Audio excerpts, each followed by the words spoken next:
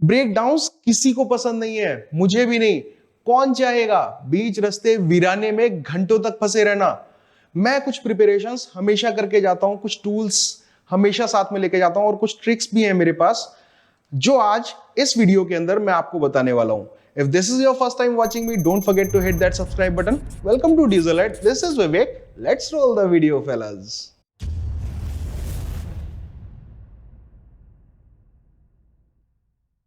जब भी long ride plan होती है, आपके ग्रुप के एडमिन्स एक चेकलिस्ट डालते हैं जो आपको बताया जाता है कि ये तैयारियां आप कर लीजिए। ऑब्वियसली वो तैयारियां आपको हमेशा करनी चाहिए, मैं भी करता हूं, लेकिन वो तैयारियां हैं राइड शुरू होने से पहले की। और आज की इस वीडियो में मैं ये बता रहा हूं कि आप क्या टूल्स ऐसे लेके हमेशा साथ में चलिए कि अगर ब्रेकडाउन्स आते हैं, क्योंकि इनएविटेबल है, ब्रेकडाउन्स तो होंगे ही होंगे, आप उन्हें रोक नहीं सकते हो। प्रिपेयर रह सकते हो, डिले कर सकते हो और हो सकता है कुछ हद तक रोक भी लो, बट आप ये सोचो कि होंगे ही नहीं, ऐसा नहीं हो सकता। ब्रेकडाउन्स तो होंगे ही होंगे, बट आपको हमेशा प्रिपेयर रहना है। जो भी प्रोडक्ट मैं इस वीडियो में दिखा रहा हूं जिनकी जरूरत आपको ब्रेकडाउन्स में पड़ सकती है, उन सभी के लिंक्स, मोस्ट प्रोबेबली ज्यादातर के लिंक्स आपको डिस्क्रिप्शन बॉक्स में मिल जाएंगे, आप उन्हें चेक कर सकते हैं। सिंपल फ्लैश लाइट आप हमेशा रखिए अपने साथ में, इसकी जरूरत पड़ सकती है। और मैंने हमेशा देखा है ये कभी भी किसी भी ग्रुप के चेकलिस्ट पे नहीं होती है। Torch very important, double sided tape, electrical tape, screw driver कई बार टूल किट में नहीं होता है, मोस्टली होता है, बट इन केस चेक कर लीजिए, अगर नहीं है तो हमेशा रखिए साथ में। एक्स्ट्रा फ्यूज ये हमेशा साथ में रखिएगा, और अगर आप 15 एम्पियर को 10 एम्पियर से भी रिप्लेस करेंगे ना, कोई खास दिक्कत नहीं होगी, आपका काम चल जाएगा। इमरजेंसी में तो काम चल ही जाएगा। प्लायर्स टूल किट में मोस्टली नहीं होता है प्लायर, आपको एक प्लायर रखना जरूरी है। इतना बड़ा नहीं रखना चाहते हैं, थोड़ा छोटा रख लीजिए। वायर कटर्स, एक wire, simple wire, chain lock बहुत जरूरी है। चेन कभी भी टूट सकती है, जब भी आप लॉन्ग राइड कर रहे हैं ना, चेन कभी भी टूट सकती है। एक पाइप पेट्रोल वाला, आपकी बाइक में तेल खत्म हो गया ना, तो पड़ोसी से या जो साथ में राइड कर रहा है बंदा, उससे फ्यूल लेने के लिए, अगर आपकी फ्यूल इंजेक्टेड बाइक भी है ना, तब भी ये काम आएगा। क्लच वायर और एक्सीलरेटर वायर्स, हो सकता है ऑन द स्पॉट आप चेंज ना कर पाए, बट जहां भी आपको मैकेनिक मिलेगा, हो सकता है उसके पास स्पेयर पार्ट्स ना हो। आप इमरजेंसी में फंस गए हैं और आपको लगता है कि आपका क्लच वायर टूट गया है और 50 किलोमीटर आगे कोई नहीं है, 50 किलोमीटर पीछे कोई नहीं है, उस केस में क्या? एक ये ना स्कूटर का वायर आता है, 10 रुपए का आता है, बहुत इंपॉर्टेंट चीज है ये लेके रखिए। अगर आपका वायर कभी भी क्लच वायर टूट जाता है ना, तो क्लच वायर को कंप्लीटली मत निकालिए, सिर्फ उसका इनर निकाल लीजिए, जो इंटरनल वायर होता है ना ये वाला, वो निकाल लीजिए और इसको डाल दीजिए। मेरे साथ हुआ है, मैंने यूज किया है ये। जब मैंने हाइड्रोलिक क्लच डाला था ना, उससे पहले मैं ये हमेशा साथ में लेके चलता था। अब ये एग्जैक्टली वो वाला वायर नहीं है, क्योंकि अब मेरे को उसकी जरूरत नहीं पड़ती है, और शायद किसी राइड में मैं गया था, तो तब एक फेलो राइडर का क्लच का वायर टूट गया था, उसके बाइक में मैंने वो डाल दिया था। बट हाँ, ये स्कूटर का वायर बहुत काम आता है, आप अपने क्लच में इजीली डाल सकते हैं। और इसके साथ में ना एक लॉकिंग बोल्ट आता है, वो हमेशा साथ में आता है, नहीं आता है तो आप उसका ध्यान रखिए। एक लॉकिंग बोल्ट ले लीजिए जो वायर के एंड पे लग जाता है, कई लोग लोकल मार्केट में मक्खी बोलते हैं उसको। इंडियन जुगाड़ है, देसी वाला, लेकिन रिलायबल है, बहुत रिलायबल है। ऐसा नहीं है कि गिव अप करेगा, आप इसको महीनों यूज कर सकते हैं। ऐसा नहीं है कि आपने लगा लिया और घर जाके आपको चेंज करना पड़ेगा, मत कीजिए चेंज। हाँ, थोड़ा सा क्लच हार्ड हो जाएगा, क्योंकि ये जो स्कूटर वाली वायर आती है ना, थोड़ी सी थिक होती है, बट इमरजेंसी में ना काम चला देती है। अगर आपकी बाइक में ट्यूबलेस टायर्स हैं तो ट्यूबलेस पंक्चर रिपेयर किट, अगर नहीं है तो व्हील को खोलने के लिए 24 मिलीमीटर का रेंच, प्राई बार्स, टायर को रिम से अलग करने के लिए पंक्चर पैचेस, छोटे छोटे से आते हैं पंक्चर पैचेस, मैं यहां फोटो डाल रहा हूं, वो आप साथ में रखिए हमेशा। और अगर आपको टायर खोलना नहीं आता है तो यहां पर वीडियो का लिंक है, वो देखिए। टायर खोलना मैंने दिखाया हुआ है, बहुत इजीली खुल जाएगा। हाँ, बहुत इजीली तो नहीं, बट इमरजेंसी में खुल जाएगा। जंपर केबल मैं दिखा देता हूं, ये है जंपर केबल। ये वैसे मेरी कार की जंपर केबल है, बट सेम ही होती है, कोई फर्क नहीं पड़ता, क्योंकि मेरे पास कार की है, तो मैं जब भी लॉन्ग राइड पे जाता हूँ, बाइक में भी यही लेके चला जाता हूँ।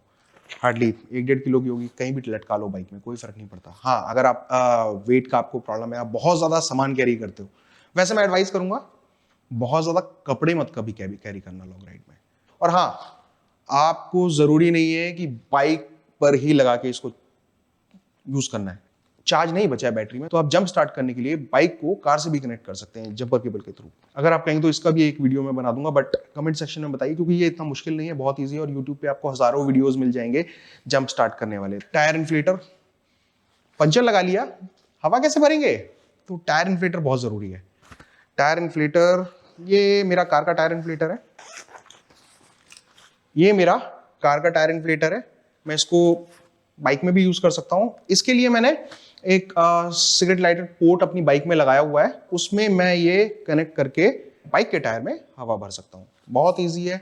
अगर आपको सिगरेट लाइटर पोर्ट लगाना नहीं आता है तो किसी इलेक्ट्रीशियन से लगवा लीजिए, और अगर आप चाहते हैं कि मैं दिखाऊं वीडियो बनाकर तो कमेंट सेक्शन में कमेंट करके प्लीज मेरे को बताइए, मैं वीडियो शूट कर दूंगा, कोई दिक्कत वाली बात नहीं है। तो जो ये सारे मैंने चीजें दिखाई है ना, ये बहुत इंपॉर्टेंट चीजें हैं। इन सभी चीजों की हो सकता है आपको कभी जरूरत ना पड़े, मैं चाहूंगा भी कि आपको कभी जरूरत ना पड़े। इनफैक्ट मेरे साथ कभी ऐसा नहीं हुआ कि मुझे मेरा कभी ब्रेकडाउन हुआ हो, बट हाँ मेरे फेलो राइडर्स का ब्रेकडाउन हुआ है बाइक में। तो कभी कभी ऐसा भी होता है ना कि फंसोगे तो आप भी ना, राइड पे जा रहे हो, अगर आपका फेलो राइडर आपका फ्रेंड की बाइक का ब्रेकडाउन हो गया है तो फंसोगे तो आप भी ना, तो वहां काम आ जाएगा। जरूरी नहीं है कि आप ही के काम आए, भगवान ना करे आपके काम आ जाए। तो ये चीजें हमेशा साथ में रखिए, बहुत काम की चीजें हैं। और छोटी छोटी चीजें, टॉर्च मत भूलिएगा, बहुत इंपॉर्टेंट है। बहुत दिक्कत होती है जब दिखाई नहीं देता, आप फंस जाते हो ना रास्ते में और ब्रेकडाउन होता है, आप देखने की कोशिश कर रहे हो सर्टेन चीजों को और नहीं दिख रही हैं, स्पेशली इलेक्ट्रिकल कनेक्शंस, उसमें बहुत काम आता है। पंक्चर जो होता है ना, सबसे ज्यादा बड़ा हैसल होता है लॉन्ग राइड पे, और ये कभी भी किसी की भी बाइक में हो सकता है। इसका मेंटेनेंस से कोई लेना देना नहीं है, आप कितना भी बाइक को मेंटेन कर लो, कील को जब घुसना होगा ना टायर के अंदर, वो घुस ही जाएगी। तो मैं आपको रिकमेंड करूंगा कि टायर को ट्यूबलेस कीजिए विदाउट अलॉय व्हील, जैसे मैंने किया हुआ है। नहीं करना चाहते हैं कोई बात नहीं, उस केस में आप रेंच, टायर ओपनर और प्राई बार्स, टायर पंक्चर पैचेस, ये सब चीजें आपको साथ में कैरी करनी चाहिए। और एक एक्स्ट्रा ट्यूब, मैं भूल गया, एक एक्स्ट्रा ट्यूब हमेशा साथ में रखिए। भले ही आपने ट्यूबलेस टायर डाले हुए हैं, फिर भी आप एक एक्स्ट्रा ट्यूब हमेशा रखिए, और ऐसी ट्यूब रखिए जो फ्रंट वाले टायर में भी लग जाए और रियर में भी लग जाए। बट मैं स्टिल आपको रिकमेंड करूंगा कि अगर आपको पता नहीं है कि स्पोक वाले व्हील्स को ट्यूबलेस कैसे करते हैं, तो ये वीडियो जरूर देखिएगा। इसमें मैंने किया हुआ है, कंप्लीटली पूरा प्रोसेस दिखाया हुआ है कि आपको प्रोडक्ट कहां से मिलेगा, करना कैसे है, क्या क्या चीजों का ध्यान रखना है, सब मैंने दिखाया हुआ है। तो पंक्चर ना सबसे ज्यादा इंपॉर्टेंट चीज है जो ब्रेकडाउन देता है लॉन्ग राइड्स पे, सबसे ज्यादा परेशान पंक्चर करता है। इससे ज्यादा कोई चीज परेशान नहीं करती है। हमेशा ही ऐसा होता है किसी ना किसी राइडर का बाइक के अंदर पंचर होता है, टायर होता ही होता है। प्रिकॉशंस के लिए आपके ग्रुप्स में हमेशा ही एक एडमिन का लंबा सा मैसेज आता है, आप उसे फॉलो कीजिए। एडमिन्स मोस्टली एक्सपीरियंस्ड होते हैं। वो चीजें जो भी चेकलिस्ट में एडमिन्स ने डाला है आपके ग्रुप में, उनको चेक करवा लीजिए, मैकेनिक के पास जाइए, इलेक्ट्रिकल्स चेक करा लीजिए, टायर्स चेक करा लीजिए, बोल्ट्स चेक करा लीजिए। अगर आपके टायर्स पुराने हैं तो टायर्स चेंज करके लॉन्ग राइड पे जाइए। कभी भी पुराने टायर्स लेके लॉन्ग राइड पे मत जाइए। अभी कुछ टाइम से अगर आप मेरी वीडियोस देख रहे हैं तो आपने ये नोटिस किया होगा कि मैं पिछला वाला जो मेरा टायर है उसके ऊपर काम कर रहा हूँ, और जब से मैं काम कर रहा हूँ मैं तब से एक भी राइड पे नहीं गया। ऑलमोस्ट 1 साल से ऊपर हो गया है मैं राइड पे नहीं गया हूँ, क्योंकि मैं कभी भी जब तक श्योर नहीं होता हूं ना कि मेरी मशीन के बारे में, मैं रिस्क नहीं लेता। कैलकुलेटेड रिस्क लेना चाहिए।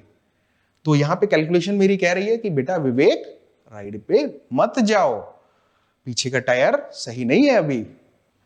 I hope you enjoyed watching this content. If you did, hit that like button and we'll be meeting in the next video.